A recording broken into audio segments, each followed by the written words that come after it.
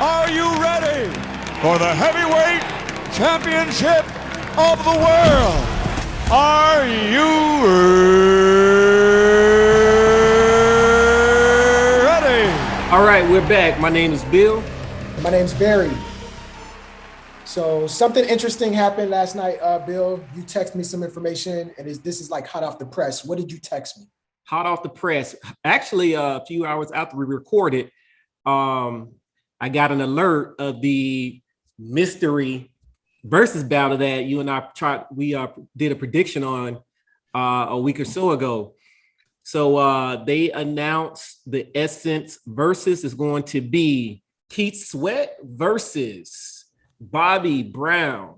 King of Stage versus the King of Quiet Storm. So it looks like, that'll be the July 1st matchup that everybody was kind of like speculating who is it going to be. Yes. So we did do a predictions episode. And my question to you, Bill, is these names, Bobby Brown, Keith Sweat, I think they sound familiar. Were we right in any of our speculation? Well, we were right on the fact, I think, that it was going to be an R&B Verzuz. Yeah. Because when you think about Essence, it's typically R&B. It's not necessarily rap. And if it is rap, I would see somebody like maybe a Common type rapper, not Migos or any hardcore.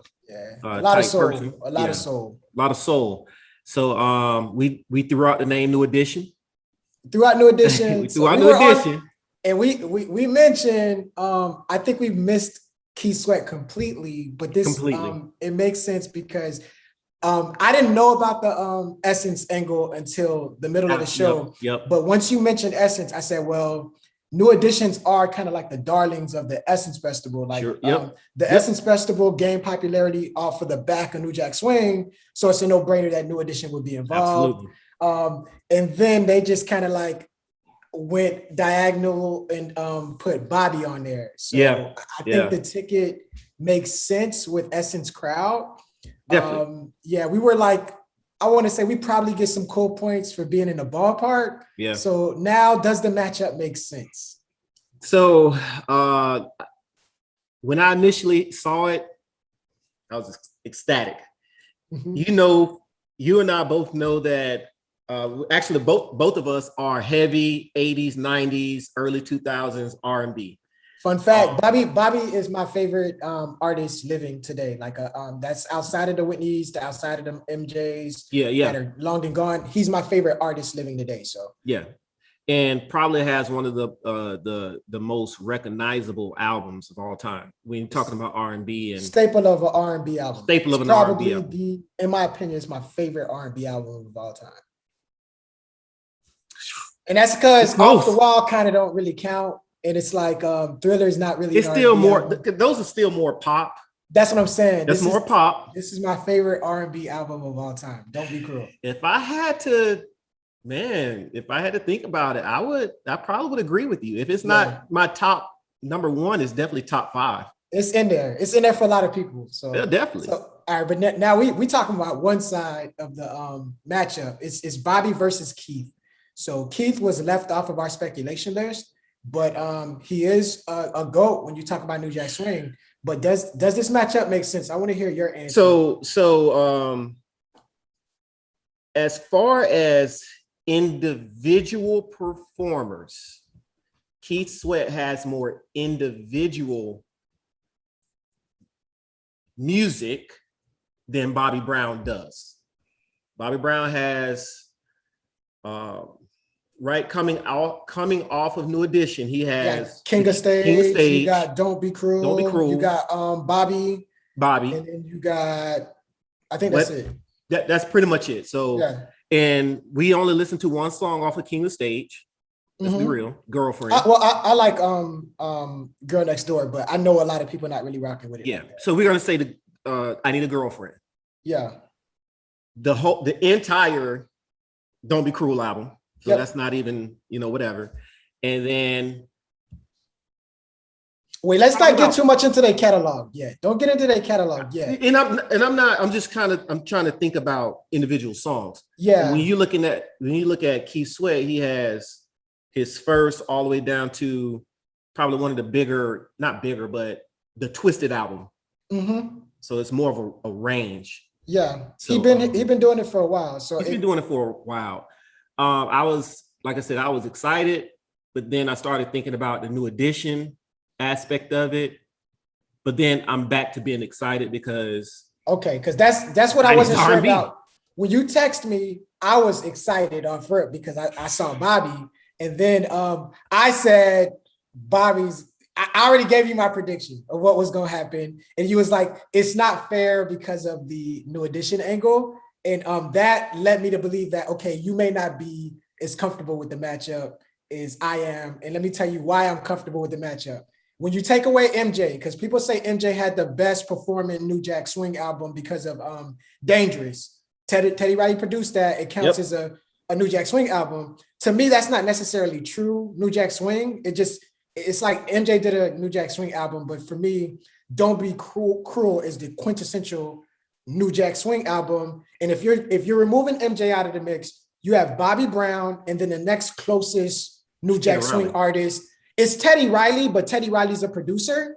Take Teddy Riley out, and I feel like Keith Sweat is a staple of New Jack Swing. And if you go, he is, but if you go and look at the credits, it's Teddy Riley and Keith Sweat as far as writing and producing. Yeah, so but I'm saying we can't include Teddy Riley to go against Bobby Brown. That just wouldn't make any sense. No. But, if you have to get somebody to go up against Bobby Brown as a solo performer, I feel like Keith Sweat makes I'm okay sense. with Keith Sweat doing it. I'm fine. I'm okay. All right, so we're both on the same page with that. Now Yeah. let's look at their catalogs. So you started listing off some stuff. We already listed Bobby's 3 albums. Did I say 3? Yeah, 3. But then you also have the New Edition, the first album. Then you have the second one, and then you also have the Home Again album, which is what he's going to pull from. Because he cannot pull from the Heartbreak album. He's not pull from there. He's not going to get brave and do that. I don't think so. But I don't think so. Just me kind of rounding stuff off, these numbers may not be accurate, but even off the New Edition albums, he has to pick songs where either his name is mentioned or he has a classic part on the song. So I'm thinking Don't Be Cruel. He's probably going to play about 6 songs from there. Absolutely. I was counting them down today. Yeah, and he's probably going to, from the first New Edition album, maybe Candy Girl. He's going to play Candy Girl. Is he playing anything else on that? Maybe Popcorn Love? Yeah. And Is This the End?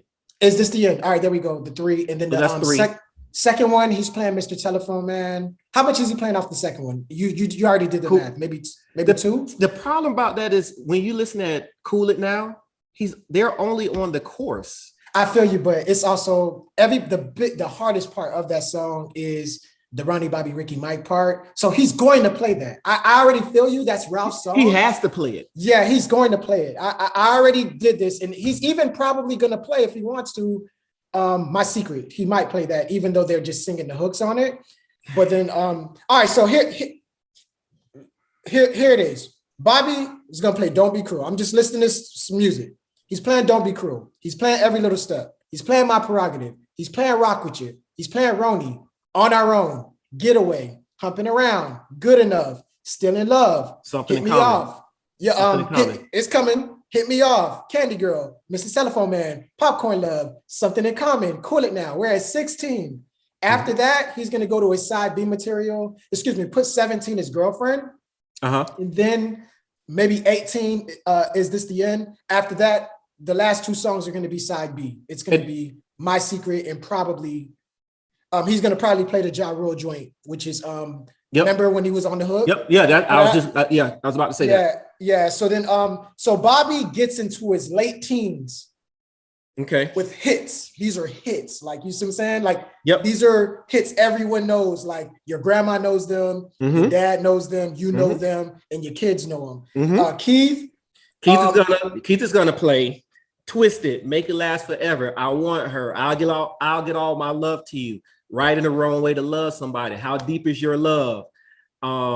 He can, if he wants, he can play Freak Me by Silk because he produced that. He's going to play that. I got that. He can probably play some cuts off of Cut Close.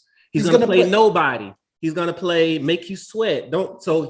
merry-go-round. Like some of these, yeah, some of these are like what I looked at his list where these things charted, but they charted on the R&B Billboard. So these which are is fine. yeah. The thing is, Bobby had a pop album and he had a New Edition angle to where his stuff still lives in nostalgia for a lot of people. Yep. But go ahead. But the great thing about this Verzuz is tied to Essence, and the people who are affiliated, the patrons they know Essence, they know both music. Yep. So it's not but a one-sided fight. Nonetheless, his B-side starts, even off of your numbers that you gave, he starts having to go to the B-side of his catalog closer to the. If you wanna call him, because he still got the Why Me Baby, like with LL Cool. Bro, what's Bobby's biggest hit? Well, actually, let's go to the next thing. Like, who's gonna win? Now we're talking about who's gonna win, right? We already listed their numbers. It looks like Bobby gets to the late teens. Keith gets to probably like the early teens before he starts having to go deep into his catalog. But he still got two, 3 cuts off of LSG. It's one song you left off that he's going to play. That's going to go like, so we're talking about who will win right now, right? Bobby's biggest hit is what? It's Don't Be Cruel. No, I love Don't Be Cruel, but it's not bigger than My Prerogative. Like My Prerogative. My Prerogative. Yeah. Well, it depends on what you're saying. His biggest. Are you saying his biggest charting song? It's his most iconic song. That whenever you think of that song, it's his like title track. It's like when you look at Bobby, it's not in my top 3. Like my top 3. Well, if you're saying like that, it could be Every Little Step I Take. I don't think it's Every Little Step. I think because Bobby was the bad boy of R&B, it's like every time you think of Bobby, you think of the My Prerogative. It's like they say I'm nasty, whatever. I mean, when I think about Bob, first, if I say Bobby Brown, the first picture that comes into your head is what? The Gumby. So you think about Every Little Step. There you go. There you go. All right, but still, when he plays My Prerogative, you know a song that you didn't mention that Keith Sweat has. There you go, telling me no. Nah, bro. He's gonna play Just Got Paid. He wrote that song. That's a big track, bro. I think that might be bigger than My Prerogative. So he wrote it and Teddy Riley produced it. No, yeah, he wrote it and they tried to get him because you know the whole thing about the royalties and the way things worked back then. Teddy's uncle tried to get it from him, and then they went back and fixed it to where he was like, no, we got that right early. I'm listed as a writer on that track. So Just Got Paid. He's gonna save that. Watch, he's going to pull it. If Bobby goes first, he's gonna pull that card as soon as Bobby plays My Prerogative. But yeah, like as in, all right, so. Who will win? We went through their catalog. They both got. I got it as a push right now. You got it as a push. Well, if we go to our counter, yeah. If we talking about our percentages, I got Bobby Brown. I got both at a 50-50 percentage. All right. So for me, I'm going to say it's. I'll say 70-30, and that's no disrespect to Keith.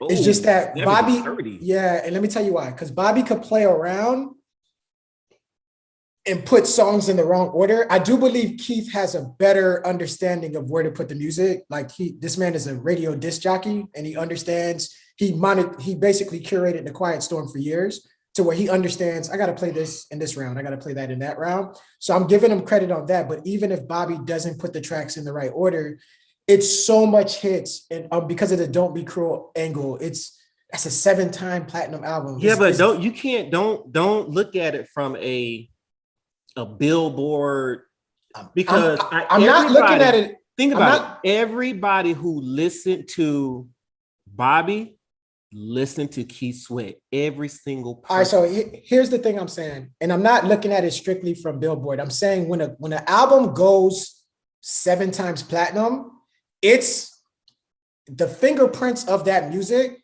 are grafted into pop culture to where my daughter knows the lyrics to Don't Be Cruel, and I don't know where she learned them from.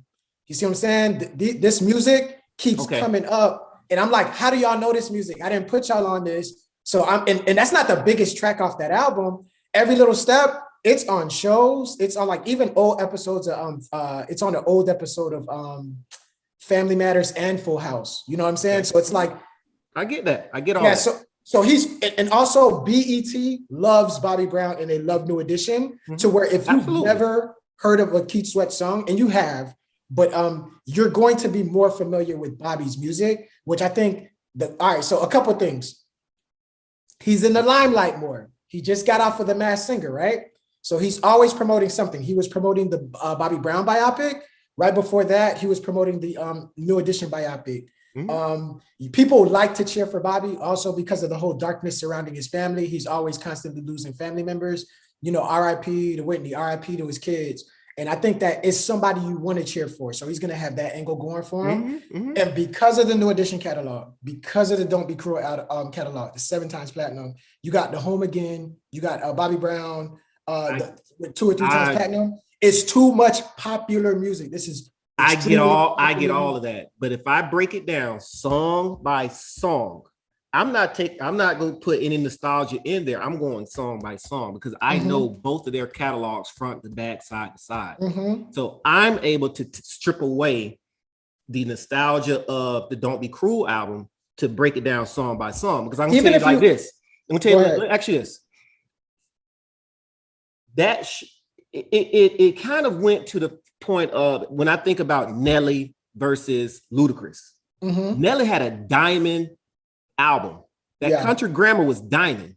Ludacris never had numbers that high.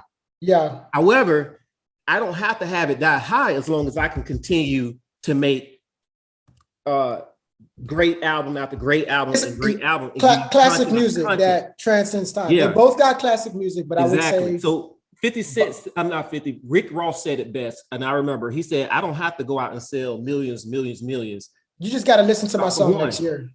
He said, "I'm perfectly fine going gold on every album instead of you going." And even take the certifications off, because those don't mean anything. It's the idea that people are still listening to your music the year after it came out, the year after that, and absolutely, so on. To where I feel like more people are familiar with the catalog of Bobby, because New Edition is the darling of just like in black spaces. Absolutely. It's like everybody they have quotable music to where it's like it's at every karaoke. Like everybody's gonna sing a New Edition track or they're gonna sing a Bobby record. But I have it 70-30, and that's no disrespect to Keith. That's more respect to Bobby's just was fortunate enough to be part of a boy band that the media loves. So I'm saying it's like it's 70-30, and I say Bobby's gonna win this, because even when you match them up song for song,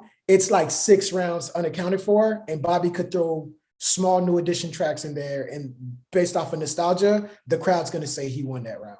There's gonna be a lot of ties, because some of the best music in this matchup belongs to Keith Sweat. I mean, Make It Last Forever is probably, when you put both of their catalogs together, that might be in the top 3 of all the music in this particular catalog. You got Nobody, you got Twisted. But think about this. They could play the first three notes of Right and the Wrong Way to Love Somebody. Everybody knows those first 3 notes in that bass hits. Even I want to get freaky with you. I think when you were talking about it earlier, you said he might. I'm like, no, he's going to play that song. And for me, that's another one of the Essence vibe. A lot of the ladies in the crowd are going to feel that. You know what I mean? So yeah, I'm happy about this matchup. I hope it turns into another situation where we're not really focusing on a winner. We're focusing on just celebrating music. And that's what this is for. It's Essence. These are, if I had to think about 2 male R&B artists that would be perfect for this Essence Festival, those 2 would definitely come into mind. I would throw in a Brian McKnight, maybe a Music Soul Child, Anthony Hamilton, someone who can give you great musical content that goes along with the Essence Festival. I think they got it right. Perfect. Who they picked, and I just hope, because everybody, I'm saying everybody that as soon as this came out, you hit me up first.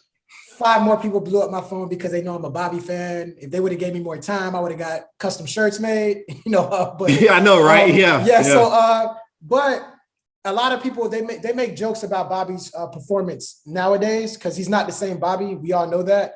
But I'm like, hey, y'all wasn't saying nothing about Eve when she wasn't lip syncing right on her verses. So let Bobby, stall him out, let him be him. I do hope that they're a little bit more tamed in their performance. Like, I hope Bobby just lets the music play. If they're gonna sing live, I hope they do it right. Because I've seen a lot of artists mess up by like not having their stuff together. So I just hope that people could respect the music. And I hope it's like, for a lot of people who see Bobby today, they forget this guy was Chris Brown, like back in the day. Like, he had sex appeal. He had the biggest record. A lot of divas were jocking him. He birthed Usher. Every R&B star you see today, like in the 90s, came right after there. The R. Kelly, he was the prelude to R. Kelly, like to where it's like, I'm nasty. I'm always gonna have like a rap thing in my song. Like, that's New Jack Swing, and that wasn't Teddy telling Bobby to do it. That was Bobby being part of the culture, saying, "Hey, I'm about to rap." That's why there's 2 different versions of Every Little Step, because nobody was used to rapping. It was like, we can't play this on the radio. It has a rap section. Yeah. But in the 2000s and 90s, every R&B artist had to rap on like that second or third verse. So I'm looking. Go ahead. Yeah, you're right. And I was just looking something up very quickly. Oh, well, it didn't give me that. I tried to. Okay, so it said it was. I'm looking up the Cut Close album, the 1995 that Surrender album, which was I love that album. It said it was mostly produced by the group's mentor Keith Sweat. So I think he's going like what the rounds that I told you there's a deficit. Like, I think Bobby has a deeper catalog because of the New Edition angle, but that's because of the New Edition angle. I think Keith is more concerned about, I just want to educate the crowd. Like, if y'all really think I'm not in my producer bag, I think I'm not in my writing bag. Y'all know that song y'all like by Silk? I wrote that. I know that song y'all like by Cut Close? I wrote that. I produced that. Oh, you know that song that you love by, what's the cat, RIP, who died from just got paid? Johnny Kemp. Yeah, Johnny Kemp. Y'all know that record y'all love that y'all sing every Friday y'all get paid? Hey, I wrote that, so that was supposed to be my song. Yeah. So I'm anxious to see this. It's gonna be a concert in my house. Like, my kids are gonna watch. My wife and I are gonna dance. Yeah.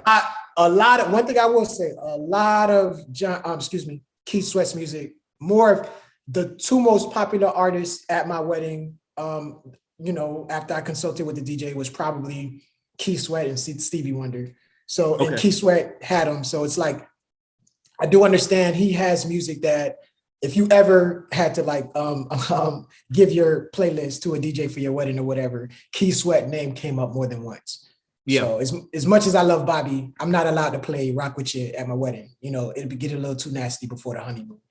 But I'm ready tomorrow. Yeah, I'm ready tomorrow. My schedule will be clear.